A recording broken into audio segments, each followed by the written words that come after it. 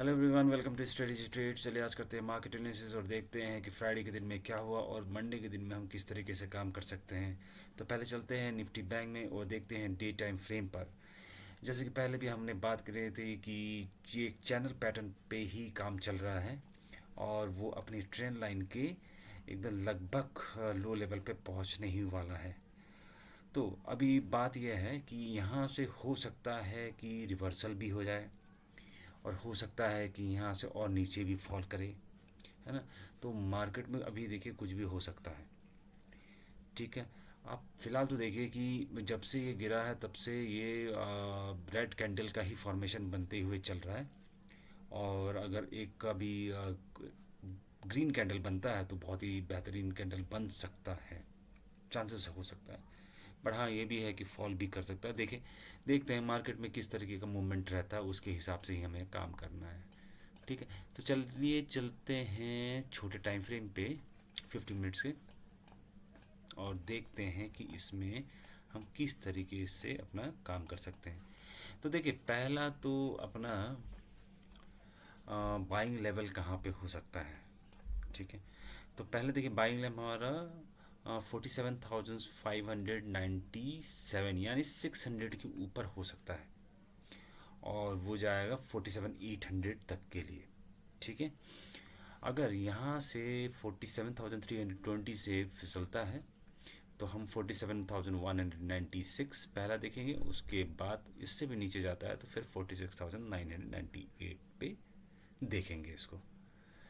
ठीक है, बाकी ऊपर के लिए जैसे मैंने ये बताया कि यहाँ से 800 रहेगा पहले और उसके बाद इसको भी क्रॉस करता है तो फिर हम अप साइड मूवमेंट देख सकते हैं इसके बाद ही।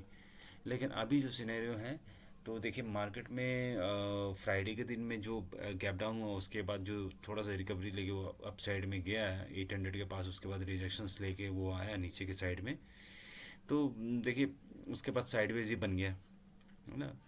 तो इसलिए अभी तक कोई चांस नहीं लेना है 47,800 के ऊपर। ठीक है, एक छोटा मोटा चांस रहेगा कि 47,596 यानी 600 पे और 800 तक। उसके बाद जब तक ये 800 को तोड़ते हुए पार नहीं करेगा तब तक हमें ऊपर के लिए ट्रेड नहीं बनाना है। ठीक है, तो चलिए चलते हैं निफ्टी 50 में और देखते हैं कि इसमें किस तरीके से काम हुआ फ्राइडे के दिन में और इसमें किस तरीके का कैंडल बना है। तो देखिए इसमें एक कैंडल जो बना हुआ है, एक न्यूट्रल बुलिश कहेंगे हम इसको। इसको फुल्ली बुलिश भी नहीं करेंगे क्योंकि इतने दिन से जो मार्केट फॉल कर रहा था, एक जो है आपका 8 तारीख को जो है उसने एक दिखाया था ग्रीन कैंडल, जिस तरीके जो आज का पैटर्न बना हुआ है फ्राइडे का, उसके बाद उसने बड़ा फॉल दिया।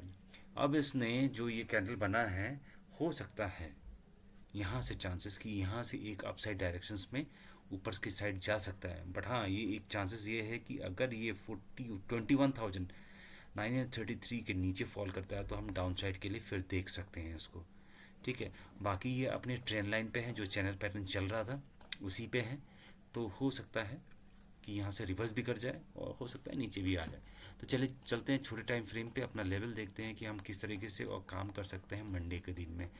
ठीक है, तो जैसे कि हम देख सकते हैं कि फ्राइडे के दिन में इसने सेम क्लोजिंग लेवल पे ही उसने जो उसके पहले के दिन था जहाँ क्लोजिंग हुई थी, तो उसी के पास में उसने फ्राइडे के दिन में ओपन हुआ और उसके बाद अपसाइड मूवमेंट गया और 21,126 के पास में उसने रिवर्स करके नीचे की साइड में आया, फिर साइडवेज जोन की तरह ही बन गया उस पर।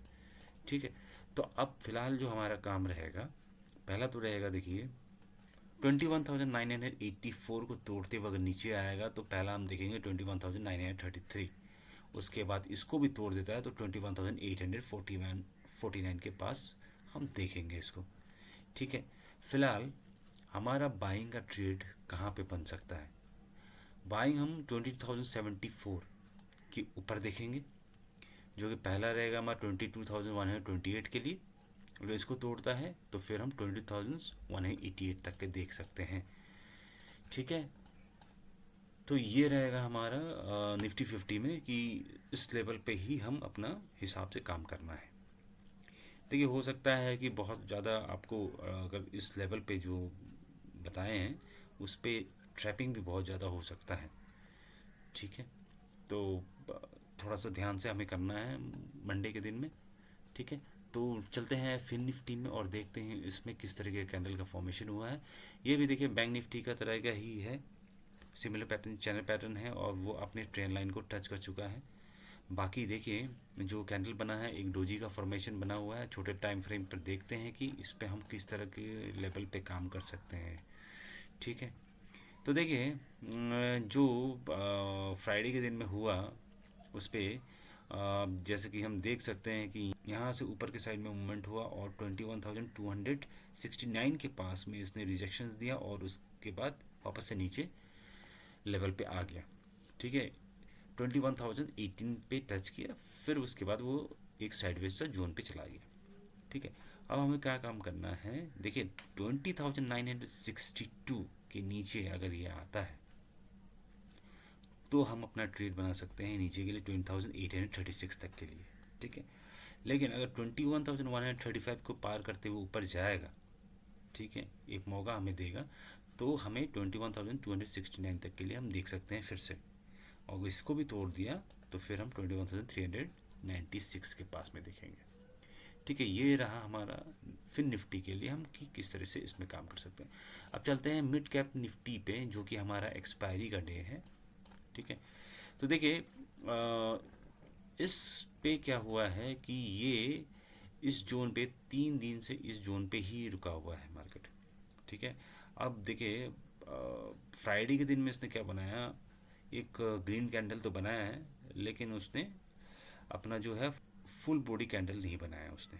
चलिए चलते हैं 15 मिनट्स टाइम फ्रेम में और देखते हैं कि इस पर किस तरह से काम कर सकते हैं।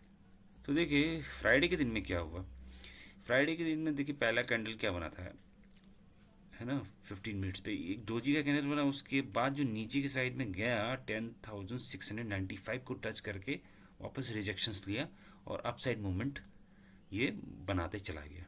ठीक है, और 10,886 के पास में इसने क्लोजिंग दिया है। अब मंडे के दिन में हम क्या करेंगे, मंडे के दिन में अगर 10,886 को पार करता है तो 10,965 तक का हम देखेंगे पहला। ठीक है, उसके बाद अगर ये इसको पार करता है तो ही हम अपना ट्रेड बनाएंगे और ये 11,088 तक के लिए हम देखेंगे इसको।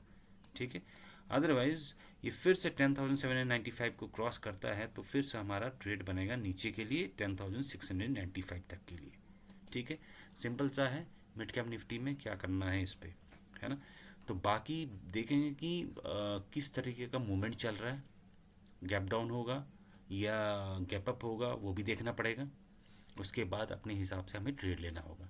ठीक है, तो बाकी ग्लोबल मार्केट देख लेते हैं कि उसमें किस तरीके से काम हो रहा है।